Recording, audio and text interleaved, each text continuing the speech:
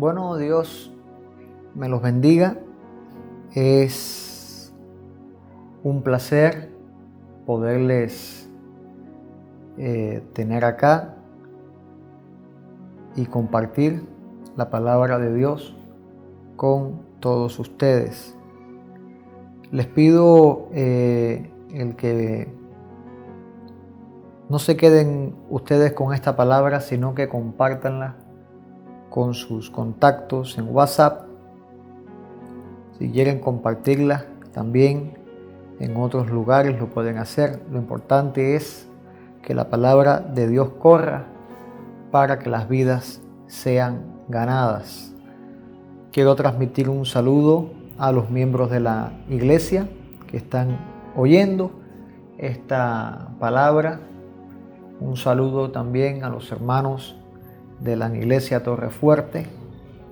Dios me los bendiga mucho.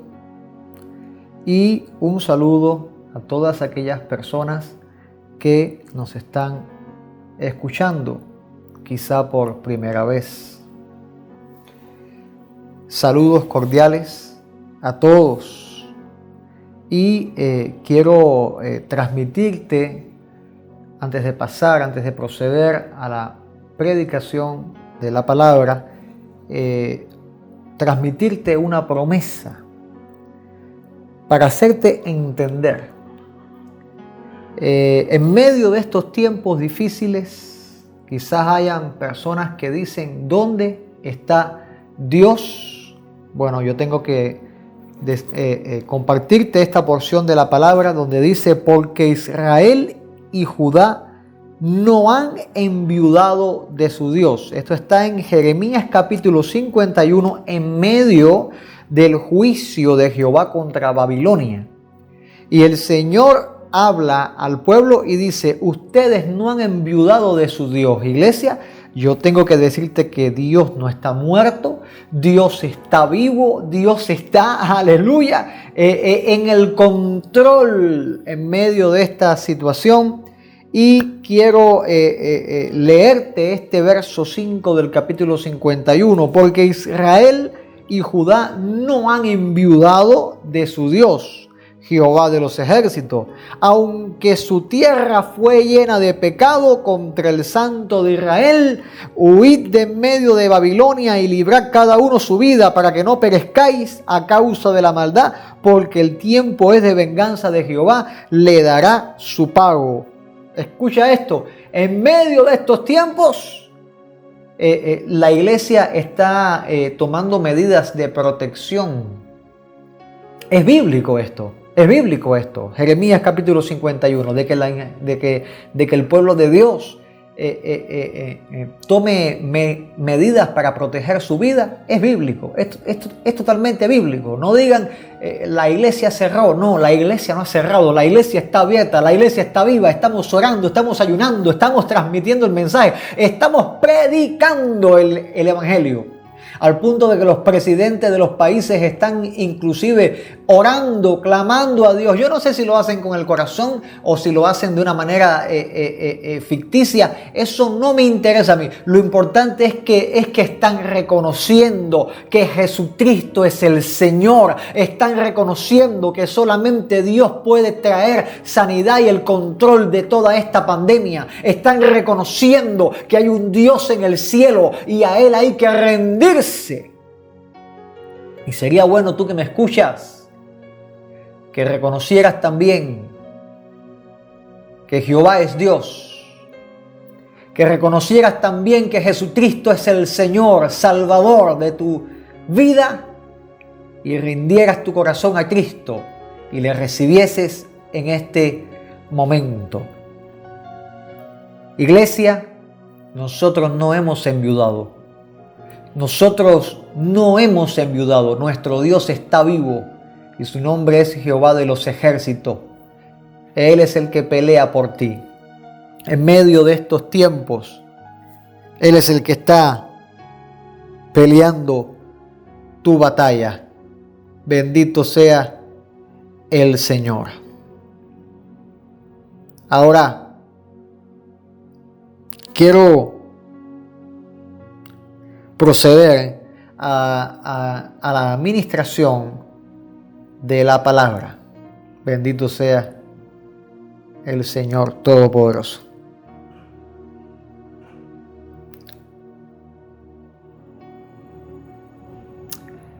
Evitando caer de lo santo a lo profano. Evitando caer de lo santo a lo profano es el título del mensaje de este día.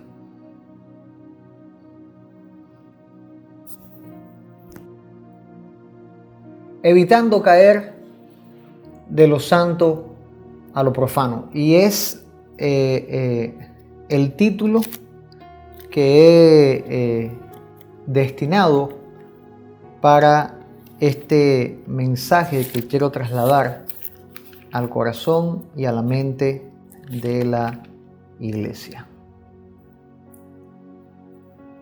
La palabra de Dios en Ezequiel, en el verso 44, en el capítulo 44 de Ezequiel, verso 23, dice la palabra de Dios: y enseñarán a mi pueblo a hacer diferencia entre lo santo y lo profano, y les enseñarán a discernir entre lo limpio y lo no limpio.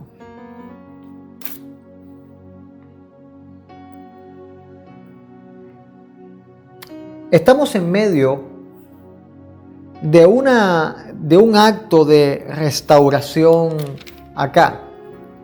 Pudiéramos tomar este capítulo 44,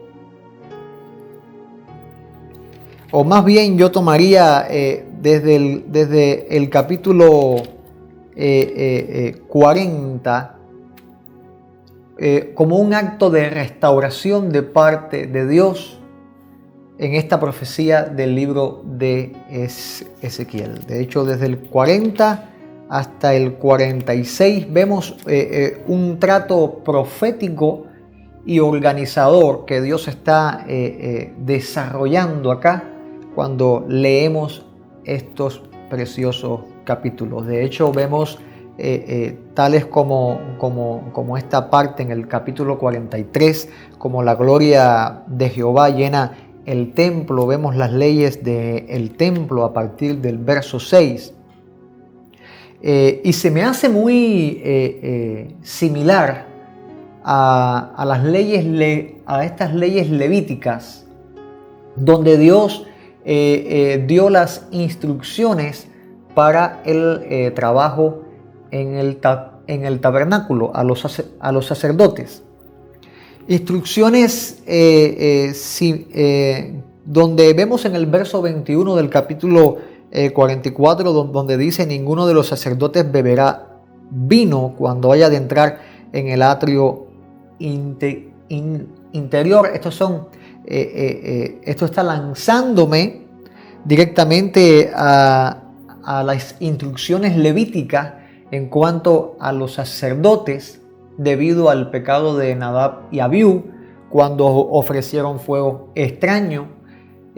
O sea, leyes sacerdotales para evitar profanar la casa de Dios. O sea que esta enseñanza al pueblo de Dios a hacer diferencia entre lo santo y lo profano, y enseñar a discernir, es la palabra usada acá, entre lo limpio y lo no limpio, es vital para el pueblo de Dios para poder trabajar, agradar al Dios que nos ha llamado.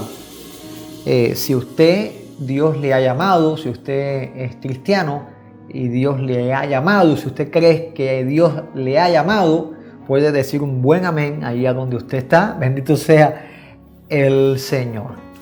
¿Qué situación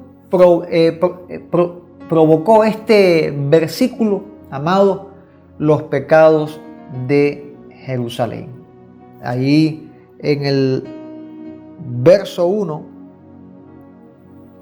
vemos que Dios está tratando específicamente en el verso 1 del capítulo 22 del libro de Ezequiel. Dios está dándole palabra al profeta Ezequiel cuando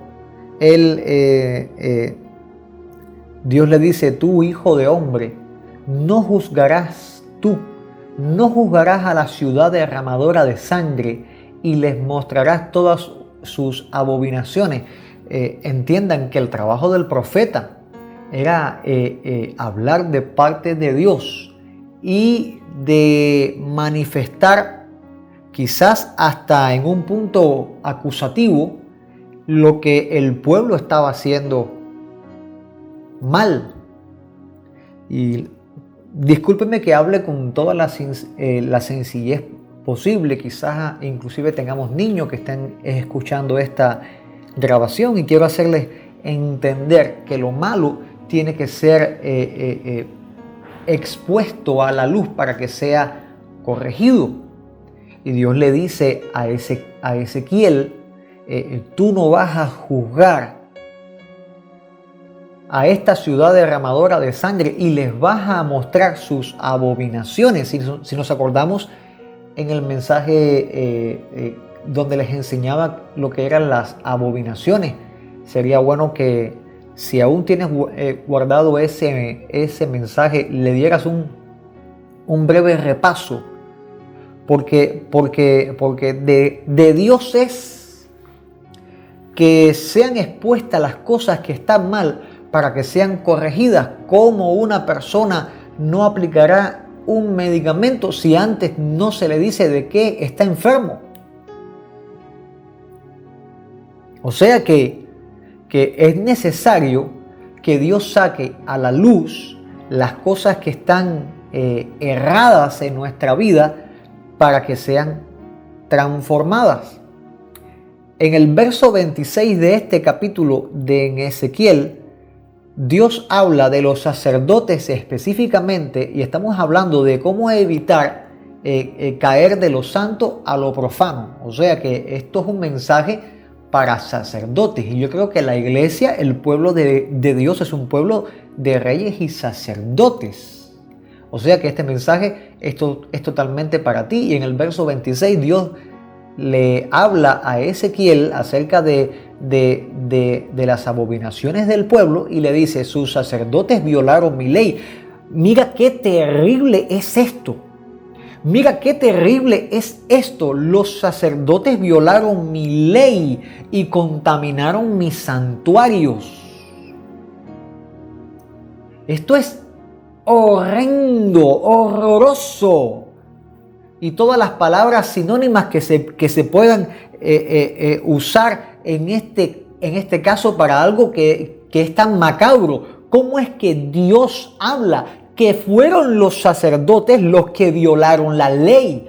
Los encargados de predicarla, los encargados de ministrar en el templo, eran los que estaban violando la ley y contaminando el santuario. No quiero poner ejemplos acá, pero quiero hacer entender que estos sacerdotes no hicieron diferencia entre lo profano y lo santo. No hicieron diferencia.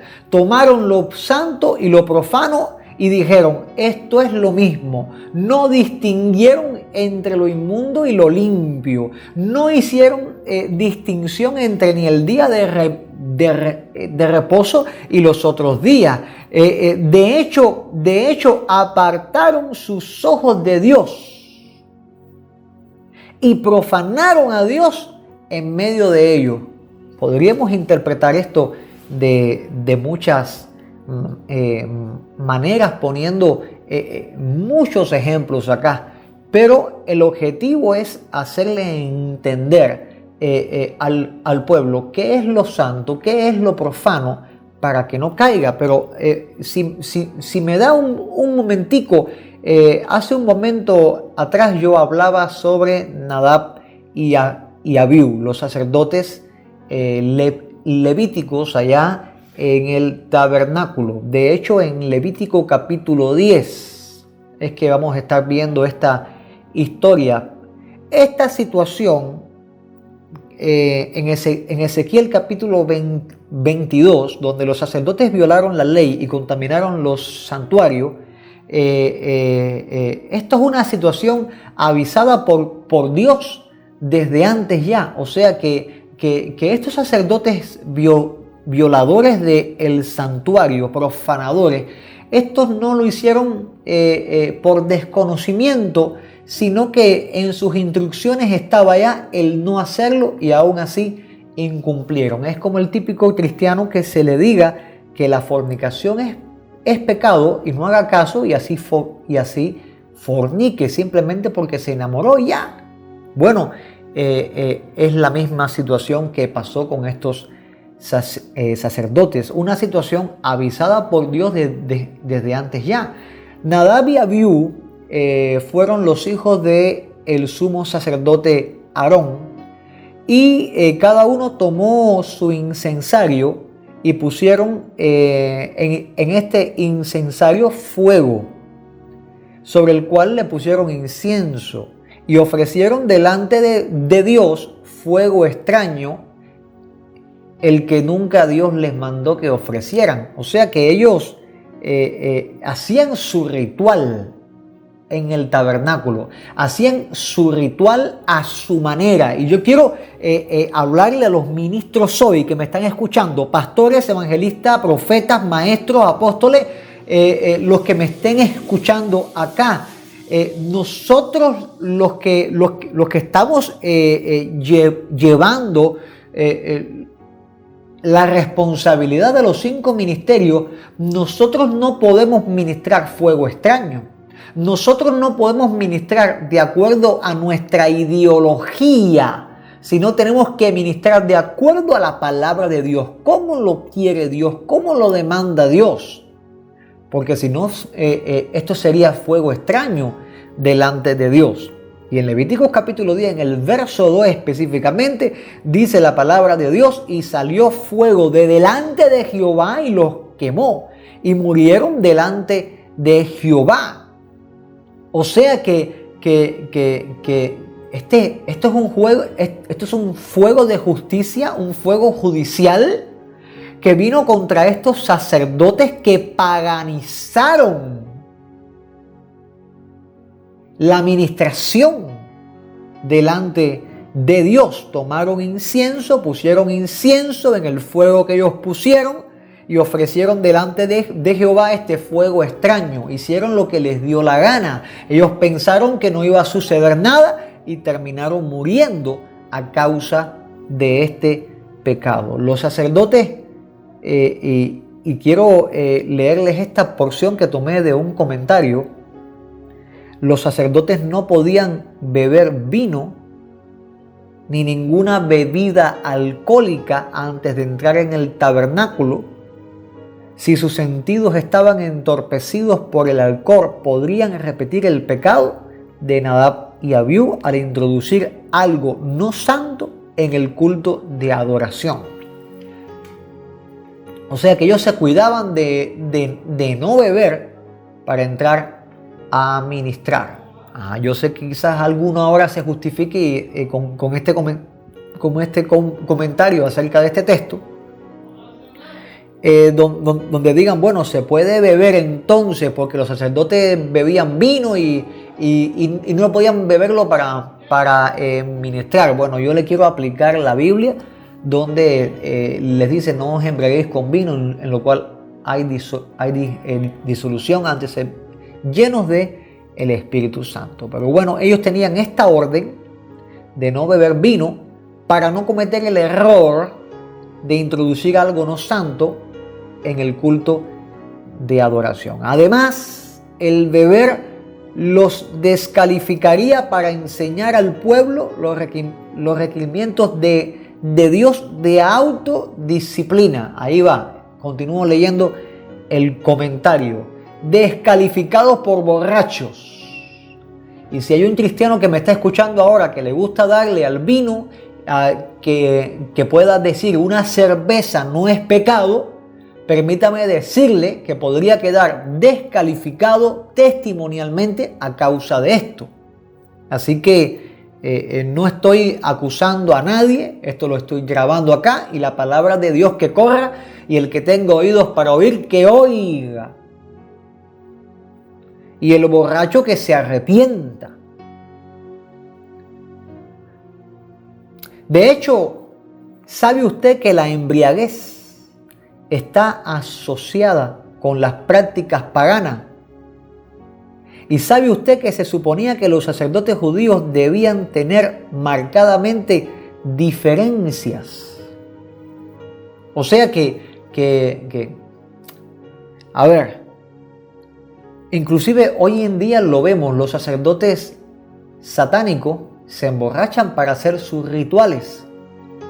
El cristiano, que es templo del Espíritu Santo, que es un sacerdote divino, es un sacerdote de Dios.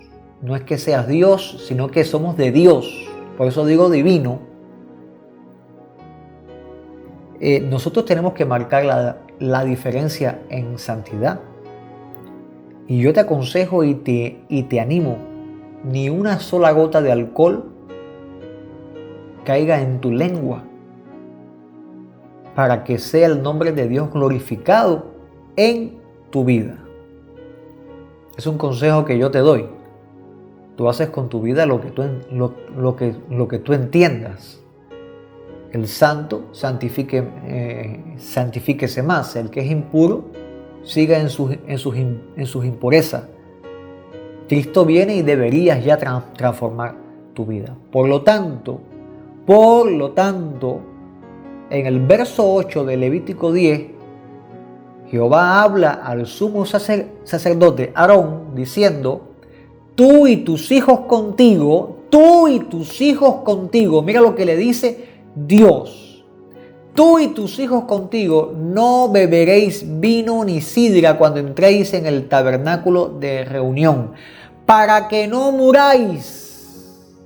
Y luego le dijo: esto va a ser estatuto perpetuo para vuestras generaciones. Un estatuto perpetuo. Y sin embargo, los sacerdotes en el libro de Ezequiel violaron la ley, introdujeron cosas profanas, no habiendo hecho caso de la advertencia que ya Dios había dejado como estatuto perpetuo.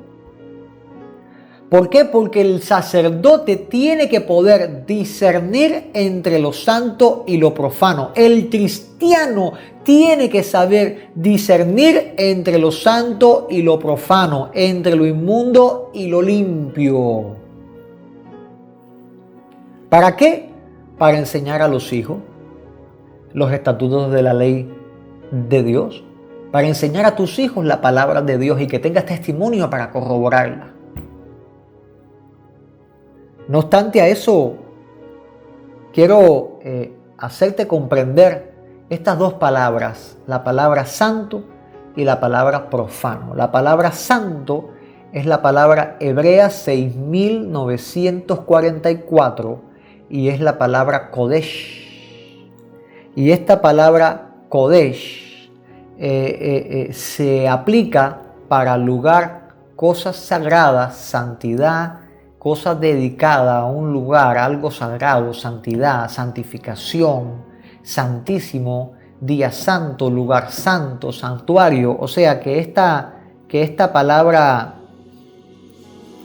bendito sea el Señor, cuando decimos santo, podemos aplicarlo para un pueblo o una persona.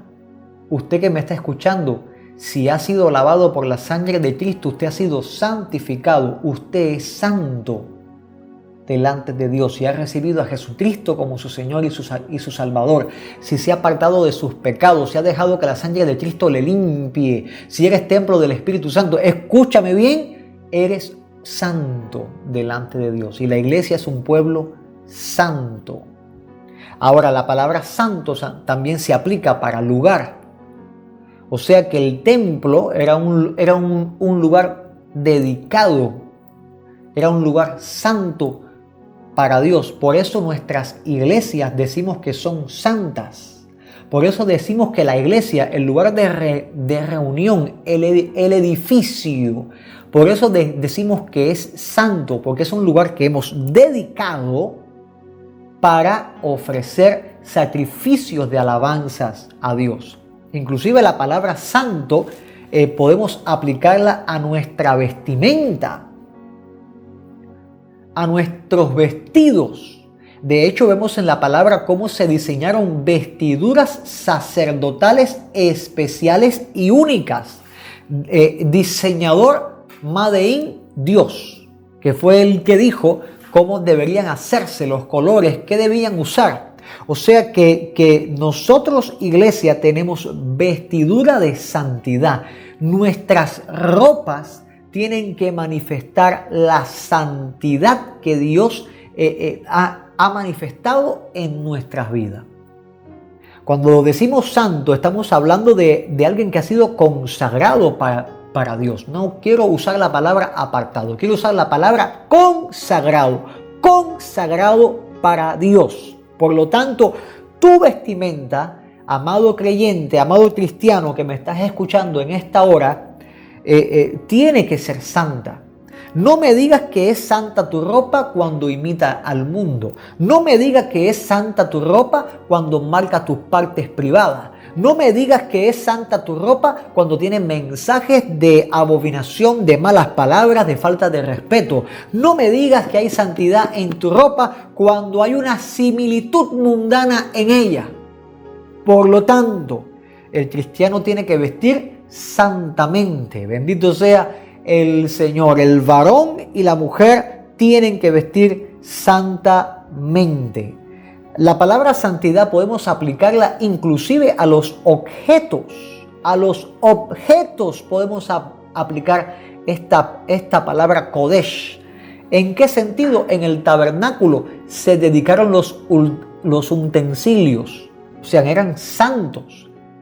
Ese altar de bronce, esa fuente, ese altar con los panes, esa lámpara, ese altar del incienso, esa arca del pacto, objetos dedicados a Dios. Y en nuestro contexto, iglesia, ese piano que tocamos, esa batería que tocamos, esa guitarra que tocamos, esa flauta que tocamos, esas trompetas que tocamos, son dedicadas para Dios, entonces son santas. Si las toca un cristiano, entonces son santas. Amado, no contamines tus instrumentos tocando cosas mundanas. He escuchado cristianos haciendo melodías mundanas en los instrumentos que son dedicados para Dios. Basta ya. Si estás escuchando esta palabra, es tiempo de que frenes y apliques esta enseñanza a tus instrumentos también. La palabra santo es inclusive aplicada a días o convocatoria. Por ejemplo, los israelitas tienen el día de reposo. La iglesia tiene días de cultos y convocatorias donde Dios convocaba fiestas, donde Dios convocaba a la oración, y hoy en día convocamos a los ayunos y la oración para buscar el rostro de Dios. Estos son cosas santas, días que dedicamos para Dios en mutuo acuerdo. Por lo tanto, habiendo hablado tanto de lo que es la palabra Kodesh, que es santo, lo profano sería lo contrario a lo que es santo. De hecho, para hablar de lo profano, quiero usar la palabra hebrea 2931, que es la palabra inmundo, y esa es la palabra tamet, inmundo. Y esta palabra tamet, que significa inmundo, es comparada con la lepra, y la lepra es una enfermedad de muerte, y es una enfermedad usada mucho para hacer la símil de pecado. O sea que la palabra inmundo significa impuro, y es lo que se le hacía gritar a los que tenían lepra en el tiempo bíblico. Ellos andaban entre las personas gritando: inmundo, inmundo, soy impuro, haciendo entender de que tenía lepra. Y esta palabra tamet se usa para hablar sobre amancillamiento, donde nos recuerda que Dios no le agrada, Dios no quiere un lecho con mancilla. Se usa para hablar de contaminación, se usa para hablar de menstruación, se usa para hablar de suciedad. Bendito sea el Dios Todopoderoso que nos ha santificado y nos ha librado por medio de la sangre de Cristo de toda inmundicia. Porque míralo como dice la palabra de Dios claramente en Isaías capítulo 35, donde declara la palabra que habrá allí calzada y camino, y será llamado camino de santidad, y no pasará inmundo por él. O sea, que en el camino de salvación, en el reino de Dios, no van a entrar los inmundos ni las cosas que son inmundas. Por lo tanto, la iglesia tiene que andar en santidad y reprender toda inmundicia en el nombre de Jesús, soltar esa inmundicia, despojarse del viejo hombre para andar conforme a la santidad de Dios. Como es que Dios dijo: sed santos porque yo Jehová soy santo. Una pregunta que deberíamos formularnos es: ¿puede una iglesia que es santa caer de la santidad? ¿Puede una iglesia santa caer de lo que es santo? Bueno, la respuesta es sí. Gálatas capítulo 3, mira, como dice: tan necios sois, hablando Pablo a la iglesia en Galacia, tan necios sois, habiendo comenzado por el Espíritu, ahora vais a acabar por la carne. Asimismo, comenzaron bien espiritualmente y están apartados hoy en pecado, en los deseos de la carne. Mira, es posible que una iglesia santa caiga de lo santo y profane el nombre de Dios. Que Dios nos guarde en el nombre de Jesús y nos libre de esto. Porque estos tiempos donde no hay congregación, algunos dicen no hay congregación, yo digo sí nos estamos congregando de cierta manera. Ahora, mientras usted está escuchando esto es un tipo de congregación que estamos haciendo. Mira lo que dice la palabra: porque se levantarán falsos cristos y falsos profetas y harán grandes señales y prodigios, de tal manera que engañarán, si fuese posible, aún a los escogidos. Mira, los escogidos siendo engañados por los falsos profetas y los falsos cristos que hacen grandes señales. Esto ya estaba pasando ha estado pasando desde hace mucho tiempo, y estamos en días bien peligrosos, donde se podría reforzar la realidad de este verso 24 de Mateo capítulo 24. Mira lo que dice el apóstol Juan en la tercera carta, en el verso 10 del capítulo 1, cuando dice: por esta causa, si yo fuere, recordaré las obras que hace parloteando con palabras malignas contra nosotros, y no contento de estas cosas, no recibe a los hermanos, y a los que quieren recibirlos se los prohíbe y los expulsa de la iglesia. Claramente está hablando acá de un líder congregacional que estaba cometiendo una serie de acciones no cristianas bien mundanas, bien paganas, bien carnales. Un hombre que no me gustaría llamarlo el pastor de la iglesia, pero si tenía tal autoridad, es sorprendente leer un verso como esto y cómo el apóstol Juan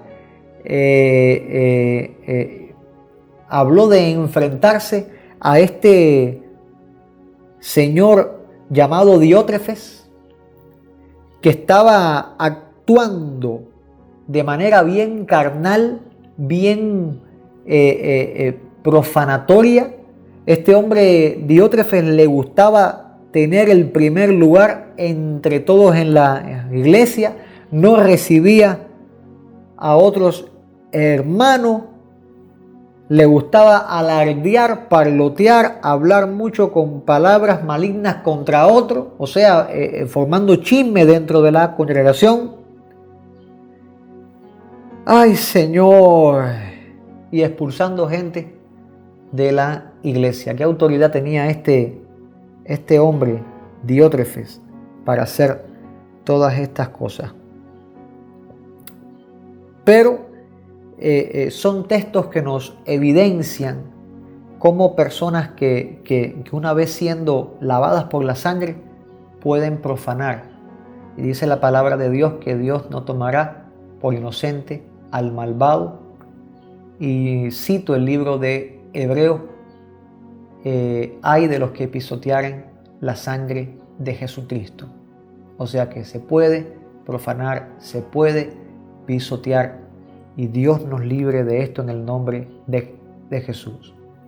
Yo creo que la iglesia es santa, por lo tanto debe evitar caer de lo santo a lo profano.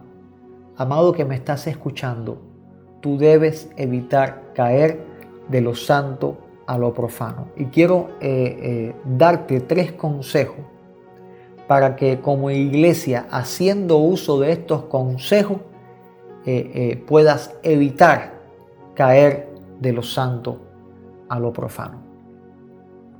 El primer consejo que te quiero dar es que le des lugar a la palabra de Dios, pero no cualquier lugar, sino que le des el lugar correcto a la palabra de Dios. Quiero establecer, aleluya, gracias Señor por tu presencia, bendito sea tu nombre. Yo siento la presencia de Dios, amado, mientras hablo esto y mientras ojeo la Biblia, siento la presencia de Dios. Señor, te doy gracias. Te doy gloria, Señor, aleluya. Dar el lugar correcto a la palabra de Dios en tu vida. Quiero partir fundamentando este texto. Dice la palabra de Dios: toda la escritura es inspirada por Dios. O sea que toda la palabra, toda la Biblia que usted tiene en sus manos ahora es inspirada por Dios. Toda esa escritura es inspirada por Dios y útil. Útil. Esta palabra es útil. La Biblia es útil. No es algo para que te sirvan. No, es útil. Todo tiempo, todo momento es útil. ¿Para qué es útil? Para enseñar, para redarguir, para corregir, para instruir en justicia. Mira esto. Una orden de catartización sacerdotal. Bendito sea el Señor. La palabra de Dios, instrumento útil para la enseñanza del pueblo de Dios, para redarguir al pueblo de Dios, para corregir al pueblo de Dios y para instruir al pueblo de Dios. Bendito sea el Señor. ¿Cuál es el fin de la Biblia? Amado, el fin es que tú, como una persona de Dios, hombre de Dios, mujer de Dios, ministro de Dios, seas perfecto. Ese es el objetivo de la palabra de Dios. Ese es el objetivo por el cual permitió que tú tuvieras hoy en día la Biblia. El fin de que seas un hombre, una mujer de Dios, no del mundo, no del diablo, no de ti mismo, sino de Dios. Y que seas perfecto. Pero no solamente se queda ahí, sino que estés enteramente preparado. Gloria a Dios. Enteramente preparado para toda buena obra. Bendito sea el Señor. O sea que la Biblia te prepara para cosas buenas. Aún por cuán difícil sea leer una porción de la palabra, Dios garantiza que esa porción que quizás te esté martillando o te esté doliendo, esa porción te está perfeccionando. Aleluya. Te está perfeccionando. Por eso es que Dios encarece a Timoteo diciéndole por medio de Pablo que predicara la palabra a tiempo y fuera de tiempo. Y quizás a tiempo estuvimos en el momento que nos congregábamos, ahora fuera de tiempo, ahora que estamos en medio de la pandemia, seguimos predicando el mensaje. Si tienes una impresora, imprime una hoja, cree en el Señor Jesucristo y serás salvo tú y tu casa, y pégala en la puerta de tu casa para cuando venga un inspector, para cuando venga un médico, pueda leer el mensaje del Evangelio. Guíndala en tus balcones, ponla en tu ventana para que las personas que pasan por la calle puedan ver la palabra de Dios, pueda seguir manifestándose, predicándose la palabra. Bendito sea el Señor. Estamos en un tiempo de oportunidad que Dios está dando todavía para que las personas conozcan a Jesucristo, reciban a Jesucristo. Quizás usted diga, bueno, pero es que no tienen oportunidad quizás ahora para poder congregarse, discipularlo, bautizarlo. Escúchame bien una cosa que te voy a decir.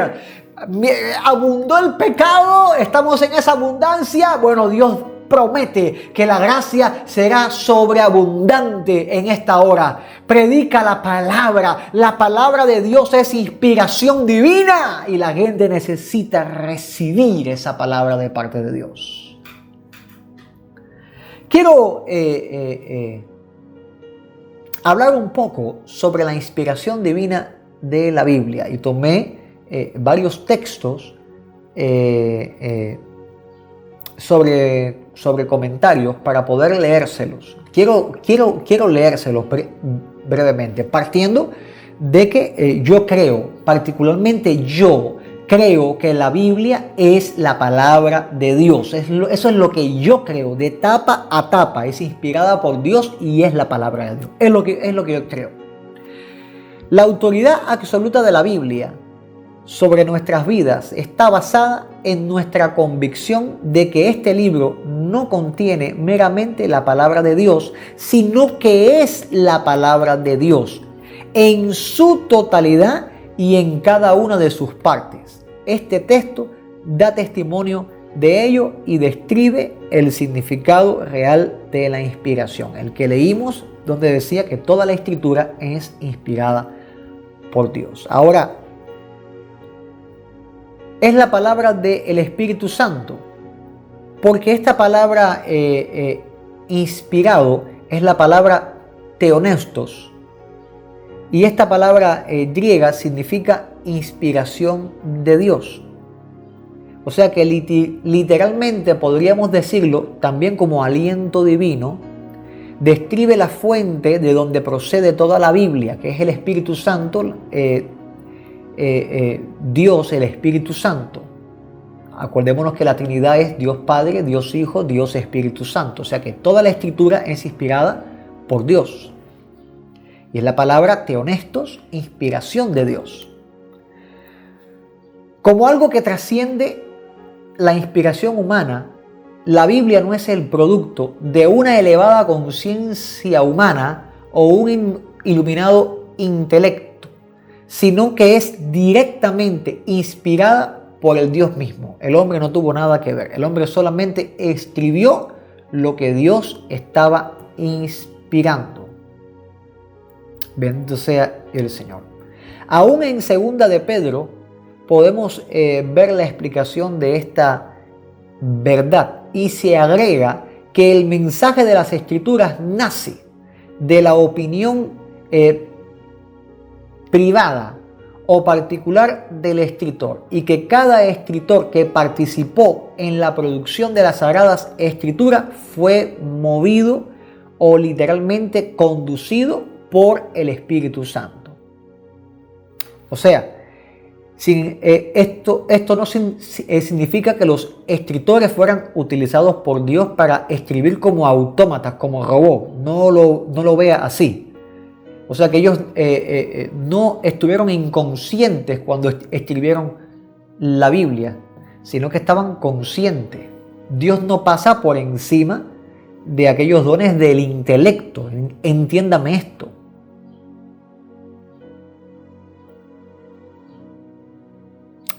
Ahora,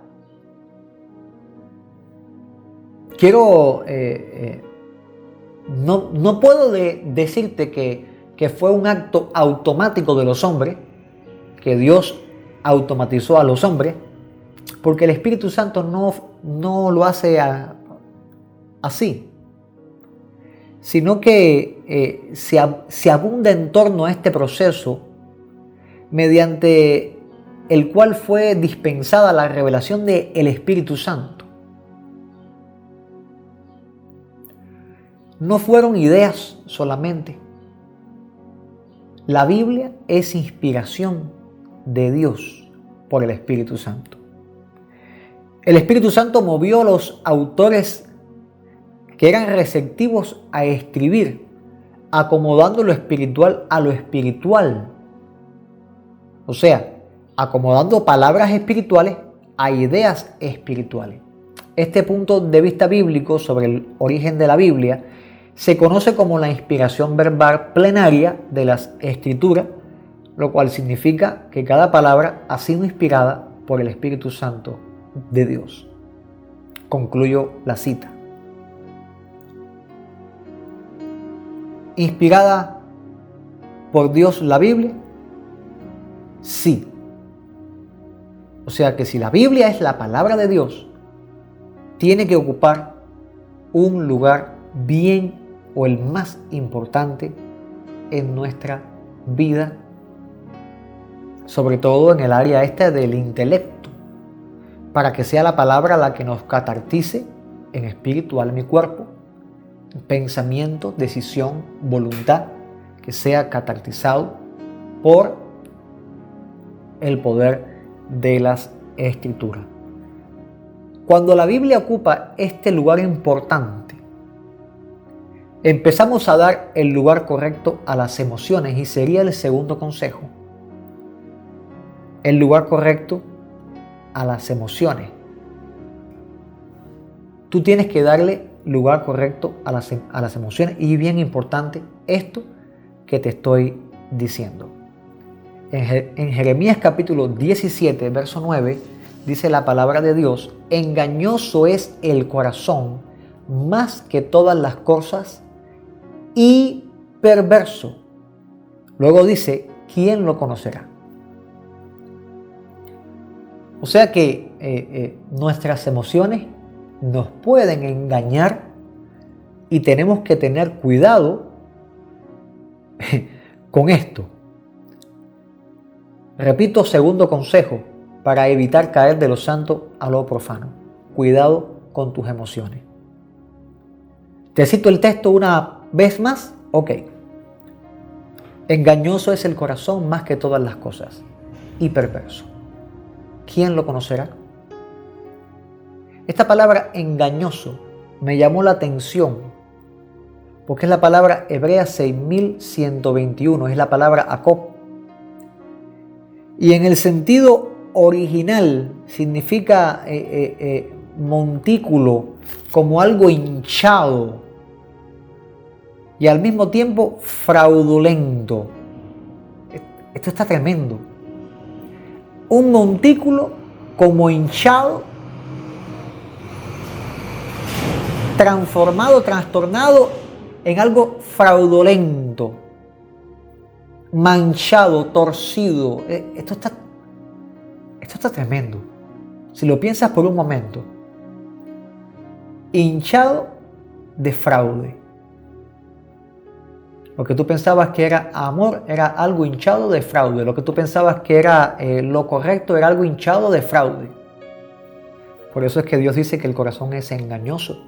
Por eso es que tiene que estar la palabra de Dios en el lugar correcto para que seas transformado, catartizado y camines correctamente, perfectamente delante de Dios y no guiándote por lo que sientas en tu corazón. Hay un siervo de Dios que lo engañó su corazón. En Números capítulo 20 está esta historia donde dice que Jehová habló a Moisés diciendo: toma la vara y reúne la congregación, tú y Aarón, tu hermano, y habla, le dijo Dios, habla a la peña a la vista de ellos, y la peña dará su agua, y sacarás agua de la peña y la vas a dar a beber a la congregación y a sus bestias. ¿Y qué hizo Moisés? Tomó la vara de delante de Jehová, como Jehová mandó, se reunieron Moisés, Aarón, la congregación, el pueblo, delante de la peña. ¿Y qué hizo Moisés? Moisés habló. Dios no le dijo que hablara, Dios le dijo: toma la vara, golpea la peña, toma la vara, habla a la peña, perdón. Y Moisés habló y no le habló a la peña, le habló al pueblo. O sea que habló en el sentido equivocado. Porque su corazón estaba hinchado ¿de qué cosa? De enojo. Quizás estaba cansado. ¿Hasta cuándo van a seguir estos cabezones haciendo lo mismo? Y me imagino que les haya gritado, porque para que una congregación entera te oiga, les dijo: oíd ahora, rebeldes. Ay, Señor, ayúdanos, Padre. Se le fue la zapatilla a Moisés. No le habló a la peña conforme a lo que Dios le mandó, sino que le gritó al pueblo. Les dijo: rebelde. Bien, a ver, bien que se los merecían, ¿sí o no? Bueno, digamos que sí.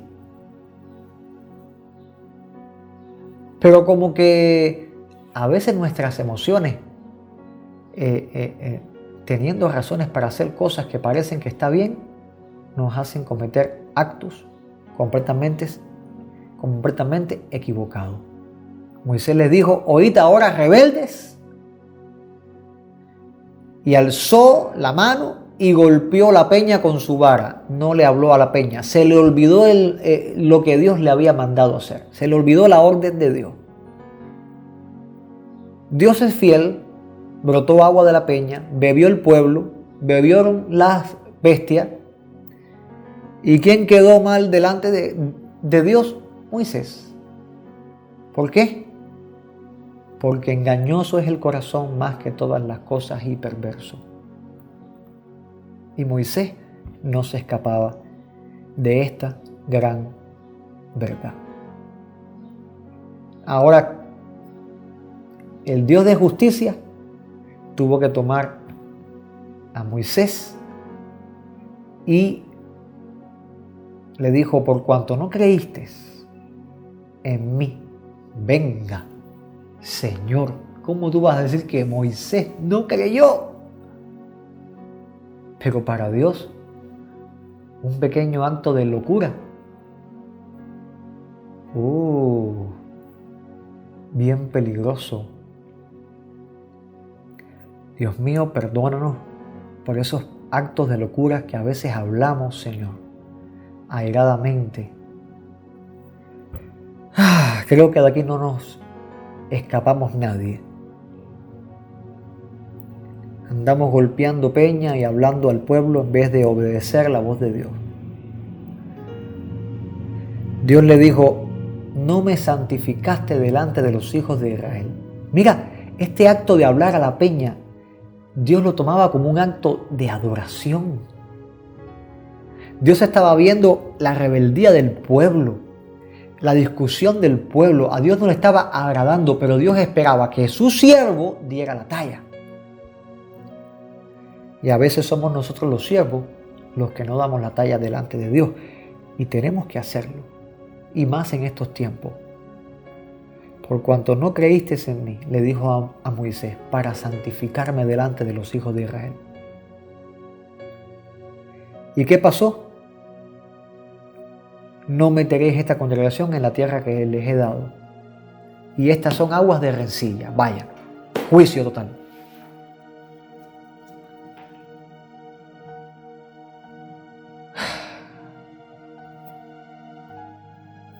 Grandes problemas. A veces en grandes problemas nos metemos a causa de este corazoncito que se nos hincha de pecado, se nos hincha de pasiones, se nos hincha de cosas que no glorifican a Dios. La pregunta es,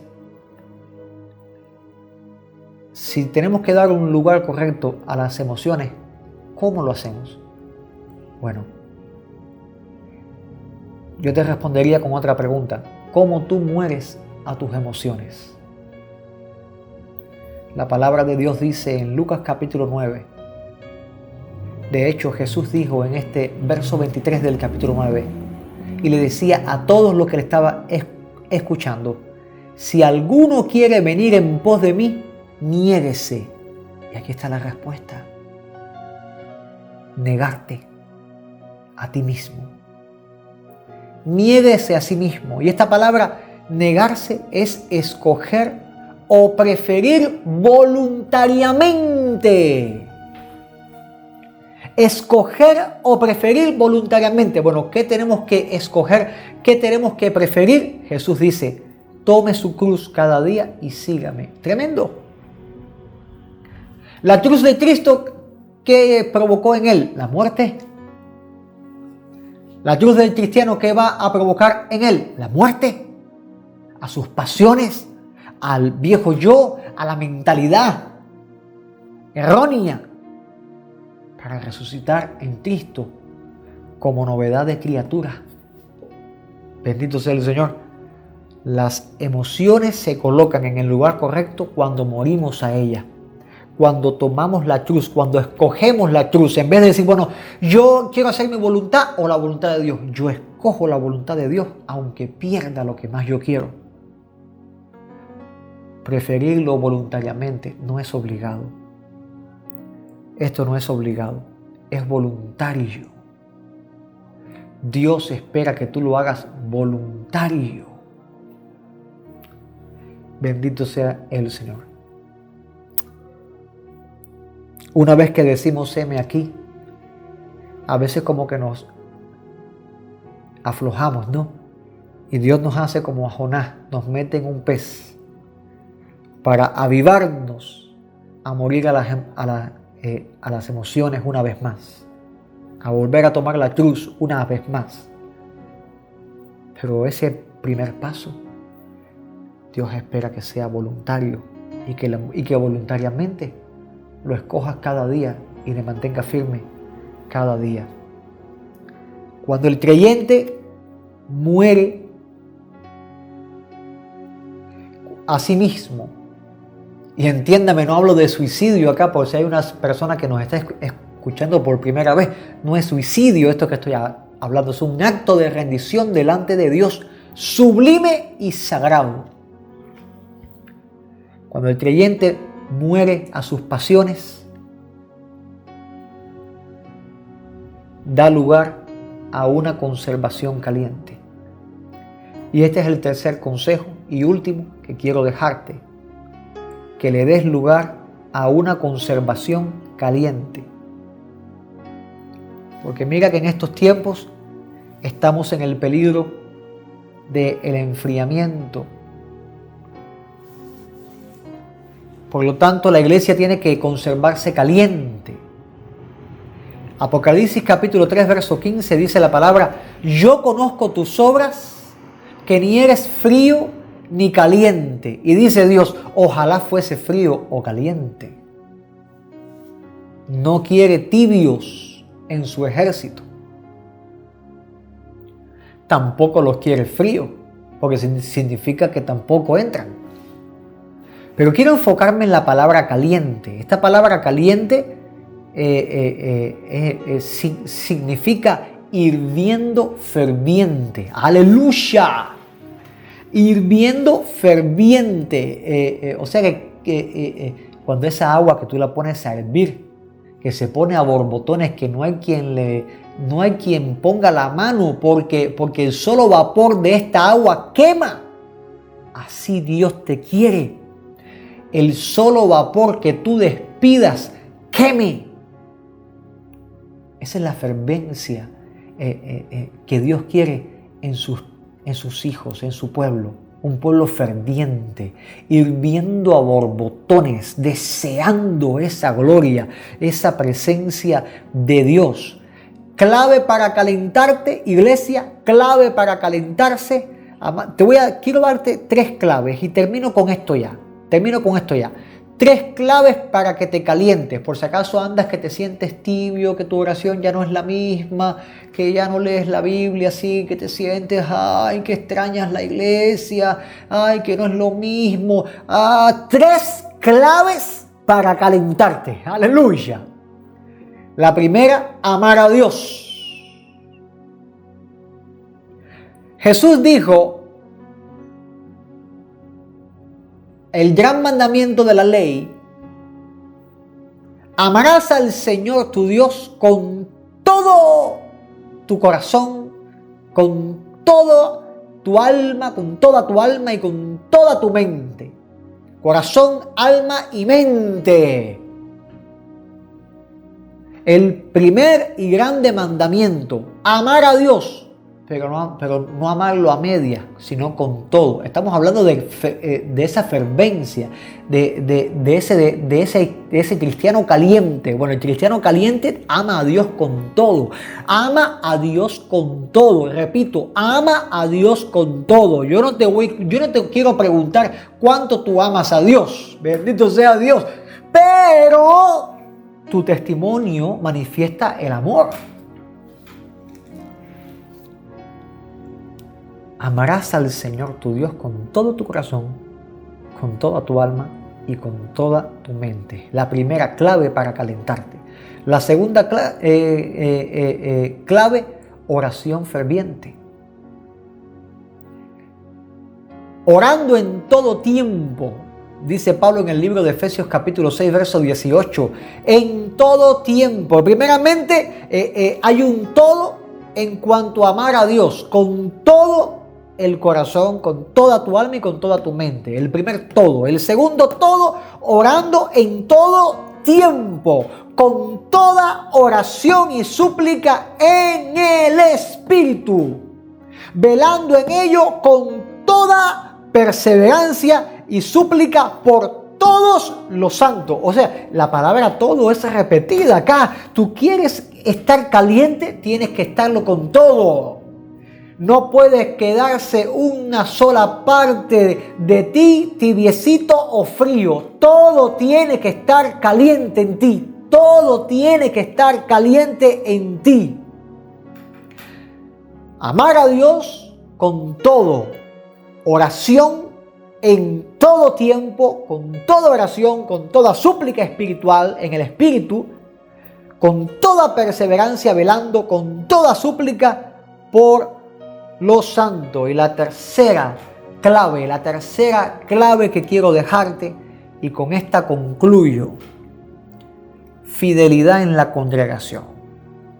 Hebreos capítulo 10, verso 25 dice: no dejando de congregarnos, como algunos tienen por costumbre, sino exhortándonos, y en tanto más que veis que aquel día se acerca. Hoy estamos más cerca que nunca del fin, del momento que Jesucristo venga por nosotros, su iglesia. Y se nos manda a no dejar de congregarnos. Y ahora, por causa de este virus, no podemos hacer una congregación física, pero espiritualmente tenemos que hacer esa congregación. Por medio de estas páginas de las redes, en WhatsApp, por ejemplo, estamos haciendo congregaciones. Así que yo te animo a que pongas comentarios, a que des luz de que estás vivo y hagamos congregación por medio de este método y de diferentes métodos que estamos aplicando en todas las iglesias en el mundo. Porque clave para mantener el calor, congregación. Y tenemos que mantenerlo aún en estos tiempos bien difíciles.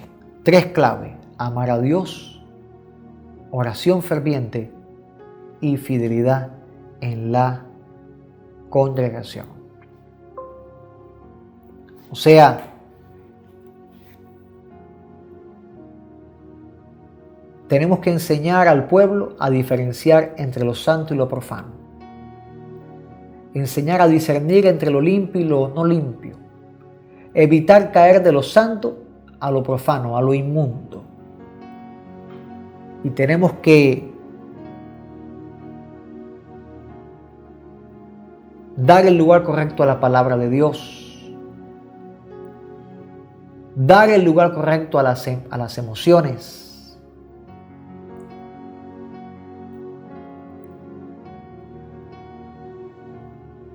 Y por último, dar lugar a la conservación del estado ferviente, caliente en nuestras vidas, para como sacerdotes, como pueblo de Dios, no ofrecer a Dios cosas mundanas, cosas inmundas, sino que lo que demos a Dios sea santo, sea agradable, cosa que Dios merece. Cierra tus ojos en este momento, por favor. Padre, en el nombre de Jesús, oro por tu iglesia. Papá, si alguno ha tropezado, Dios mío, y anda cometiendo inmundicias, te pido que tengas misericordia. En este tiempo donde tu gracia está sobreabundando, te pido que tú le reconcilies contigo. Abre tu boca y dile: Señor Jesús, perdóname por haberme apartado, por haberme alejado de ti, por haber cometido inmundicias, por haber caído en estos pecados sexuales, Señor, por haber cometido, Señor, pecados sexuales, Dios mío, haber tropezado, haber tomado decisiones erróneas en mi vida. Perdóname, Señor Jesús, porque la peor decisión errónea fue haberme alejado de ti. Dile: límpiame con tu sangre, purifícame, lava mi corazón, lava mis vestidos, lávame con tu sangre, Señor. Dile: dame una oportunidad más, Señor, y restaura mi vida. Si no la has recibido, mira, si tú no has recibido a Cristo, abre tu boca y dile: Señor Jesús, yo te recibo como mi Señor y mi Salvador, como mi Dios y mi Salvador personal. Dile: perdona mis pecados y te ruego que escribas mi nombre en el libro de la vida. Hazme templo de tu Espíritu Santo y permíteme gustar de tu salvación. En el nombre de Jesús, yo te recibo hoy, Jesucristo, como mi Señor. Y creo que soy hijo, en el caso de que seas mujer, que soy hija de Dios. En el nombre de Jesús, oro por tu iglesia, Dios mío. Que puedan vivir, Señor, que vivan en el nombre de Jesús, dando para ti una vida santa, evitando caer de lo santo a lo profano. Ayúdales a distinguir, Señor, entre lo limpio y lo no limpio, en el nombre de Jesús, Dios mío. Y te damos las gracias. Dale gracias, dile gracias, Señor. Amén, amén. Dios te bendiga mucho. Es mi deseo.